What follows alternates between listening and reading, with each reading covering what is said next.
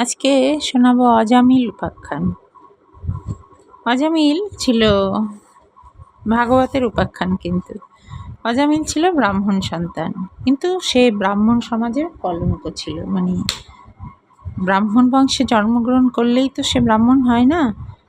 যার ব্রাহ্মণ সুলভ আচরণ, ব্রহ্ম জ্ঞান থাকে, সেই হয় ব্রাহ্মণ। তো অজামিলের সেই ব্রাহ্মণ সুলভ কোনো আচরণ ছিল না। তার মদ্যপান, আজে বাজে খাবার, এগুলো ছিল তার ভোজনের সূচি। পরশ্রী উপভোগ ছিল তার জীবনের উল্লাস। মানে গতানুগতিক জীবন, যে আমাদের যেমন প্রত্যেকেরই একটা মোটামুটি নির্দিষ্ট একটা গতানুগতিক জীবন আছে, সেই গতানুগতিক জীবন তার ভালো লাগতো না। তাই একদিন সে বাড়ি থেকে বেরিয়ে পড়ে এবং গিয়ে আশ্রয় নেয় এক গণিকা পল্লীতে। সেখানে এক গণিকা সঙ্গে তার ঘনিষ্ঠ সম্পর্ক হয় এবং সে গণিকা অজামিলকে বিবাহ করে। কিন্তু গণিকা হলেও সে ছিল ভক্তিমতী। কর্মের ফেরে, ভাগ্যের ফেরে এই কাজ তাকে করতে হয়েছিল। তো বিবাহের পর সংসার চালাবার তাগিদে অজামিলের ধীরে ধীরে কুকর্ম সব করা বন্ধ হয়ে যায়, কারণ সংসার চালাতে গিয়ে তাকে এবার কাজ করতে হয়। তো এইভাবেই চলছিল। তার দুটো ছেলেও হয়, কিন্তু এই মেয়েটি ছিল অত্যন্ত অতিথিপরায়ণ।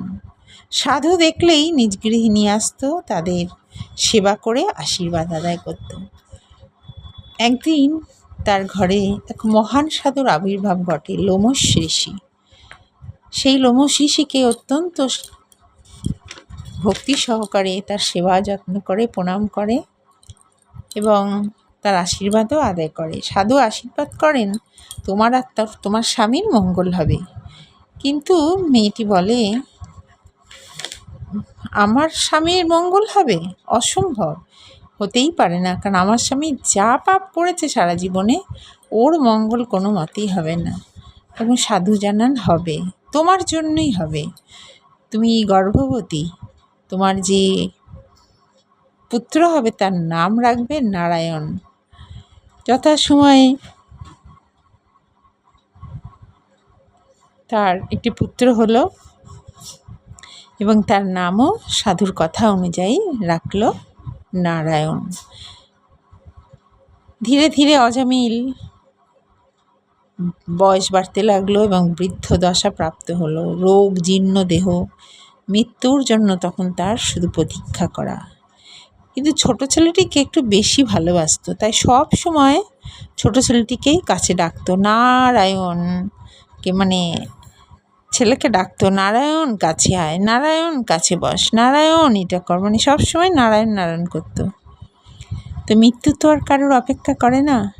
একদিন অজামিলের মৃত্যুর সময় হাজির হলো।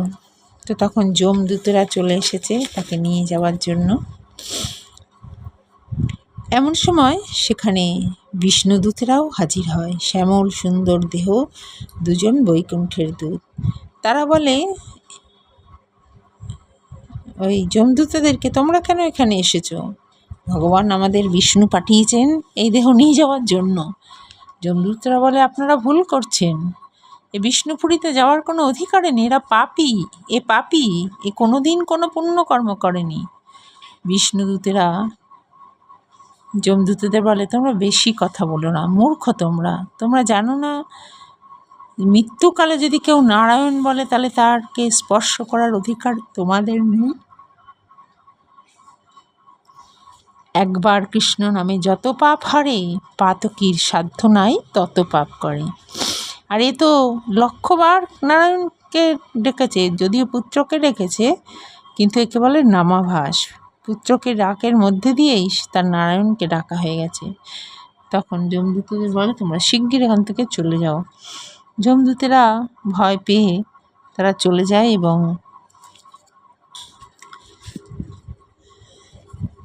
গিয়ে যমের কাছে গিয়ে সব ঘটনা জানায়।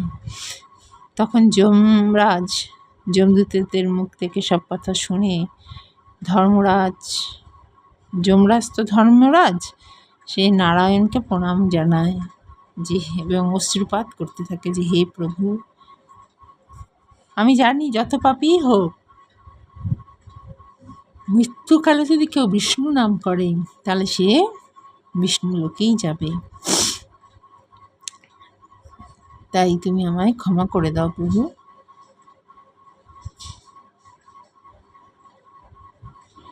তো এইভাবে পুত্রের নাম নারায়ণ রাখার জন্য